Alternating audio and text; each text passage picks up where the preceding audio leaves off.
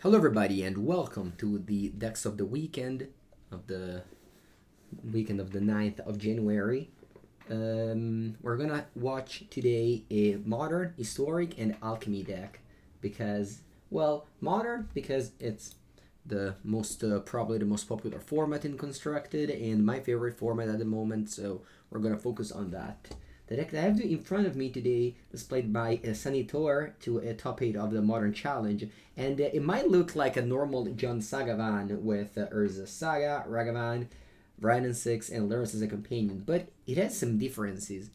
It's playing with Elvish Reclaimer, which is a 1 mana 1/2 that can become as big as a 3/4 if you have like 3 lands in a graveyard, which might be fetch lands. And for the cost of 2 and sacrifice, you can go get a land and put it into play. This means that you can go get Urza Saga.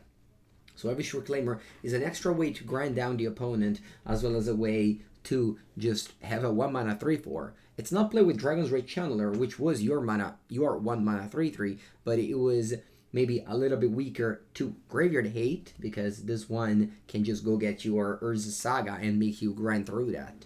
As well as being able to fix mana under a Blood Moon. You can go get your Swamps or your Forest, thanks to a turn 1 Elvish Reclaimer that survives. It does survive to Lightning Bolt well if you pair it with fetch lands as usual, but it obviously has doesn't have the evasion of Dragon's Rage Channeler. This deck also doesn't play there's something big missing in this deck. There's no Mishra's Bubbles. We know the power of Mishra's Bubble together with Lures of the Dream, so not seeing them in this deck, it's definitely wild. Again, the Mishra's Bubble shines the most with Dragon's Rage Channeler, so we cut the whole package, and we have more slots to fit in Turak Dread Cantor already in the main deck. This card is great against white decks, whether they are the Omnath pile or blue-white. So we get like even more tools already from the main deck with Turak and Crux, as well as, of course, Brandon 6, one of the most important card in the against control. The Urza Saga package doesn't have Mishra's Bubble anymore, which is definitely a big deal, because you can just, happen to draw these 3, and then you're not going to have your free bubble anymore. But you can think about this way. Obviously, this requires you to have a lot of mana, but you can sacrifice the Urza Saga that's about to die to Elvish Reclaimer. What I mean is, in your main phase, when Urza Saga goes to Chapter 3, you can make a construct, and before the Chapter 3 expires, you can sacrifice it to the Elvish Reclaimer to get a new one. Obviously, this means that in the late game you have your engine very, very much, but maybe in the early game you just want to draw a Mishra's Bubble card, and you don't care about any Heal Spellbound or Press Spellbound because this card costs you 1 mana to cantrip. But, there's ups and downs. This deck went 7-0 in the Swiss and then lost in the top 8, so definitely the results are there. I'll be playing this deck on stream, so you'll be seeing my my video soon for the channel. As you know, I post 1 or 2 days videos a day, so there's plenty of that. Alright, let's hop into Historic now. This is the Hooglandia Historic Open. Hooglandia is an event organized by Jeff Hoogland, and he has now, Wizards gave him now 1 Mythic Championship invite. So, set championship, I think they're called, sorry. So now the winner, Stalker BR, won an invite to the Kamigawa Championship with the Hooglandia Open. This deck had 178 players, and the Heliod Company won.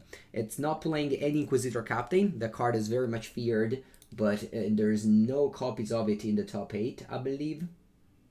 0 copies of Inquisitor Captain in the top 8. There's 1 Blink Urine around here, so the impact of Alchemy is a little bit... it definitely did not show up in the Hooglandia. We have 4 Ajani's Welcome. This is definitely a card that I wasn't expecting to see winning an historic event, but between Trelasara, Moon Dancer, and Voice of the Blessed, those two most recent set really pushed the left game strategy. Of course, you have the Scurry Oak plus Heliod Sun Crowd combo, so you need effects like Lunarch Veteran, Soul Warden, and Ajani's Welcome to get the combo going. no copies of Inquisitor Captain in 75, no copies of Grizzle Master to fetch up for you a Sharn in the 75.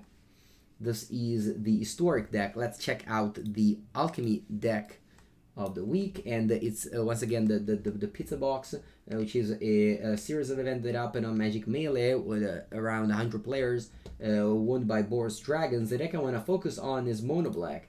Call it Mono Black Tempo. I'm not really sure what Tempo means in this Mono Black deck. It's just, I can call it the Mono Black Sacrifice. You have the new card, the new where is it? Very pushed card, Sanguine Brush Stroke. This is a 3 mana that puts into play immediately a Blood Artist. That's a 2 mana 0/1 that whenever a creature dies, you drain 1. And you get a blood, and if you suck the blood, you do the thing. You're gonna suck the bloods with you have a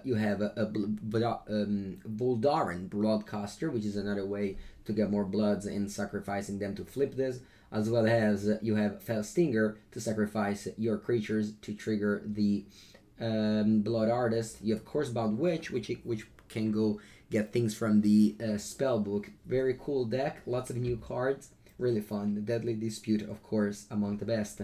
Sacrificing blood to Deadly Dispute is very, very strong, since that means that you're draining them for 1 to the Sanguine Brushstroke, and you're also getting, basically for free, drawing 2 cards at the cost of 1 mana, because you're getting the blood for free from the Sanguine Brushstroke or the Voldaren Bloodcaster. And that'll do it for this week of the deck of the weekend. I'll check the channel for more and more content every day. And thank you for watching. Have a good day. Have a good week.